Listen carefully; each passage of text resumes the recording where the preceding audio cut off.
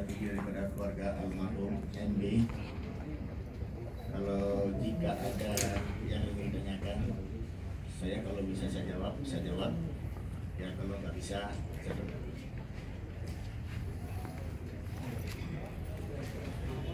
Ada nggak yang ditanya?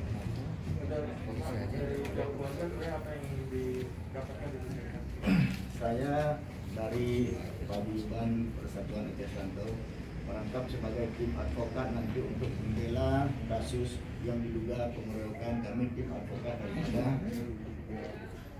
yang almarhum MB. Jadi semua sudah kita lakukan dengan baik. Insya Allah kita yakin dan percaya tidak ada gejolak apapun nanti di kemudian hari. Kasus ini mari kita serahkan kepada pihak penegak hukum biar terang benerang nanti.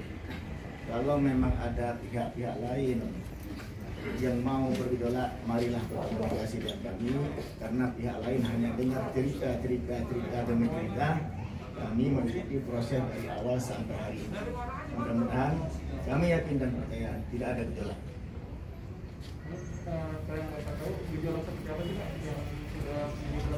Ini kan yang berkembang di media sosial, balas dendam atau apa segala macam itu mungkin hanya segelintir orang yang kita juga tidak tahu siapa orangnya.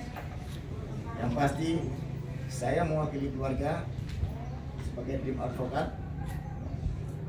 Kami sudah berbuat sampai tadi malam kita bawa pulang jenazah ke Aceh, disambut dengan baik. Dan kami yakin tidak ada gejolak balas dendam, main hakim sendiri atau main hukum rimba, tidak ada. Karena kita NKRI punya hukum, panglima tertinggi negara kita adalah hukum. Mari kita serahkan kepada penegak hukum. Saya Ketua Persatuan Aceh Rantau, saya akhirkan biasa. Kalau ada yang bertanya, kalau nggak cukup di sini, nanti saya kasih nomor handphone saya.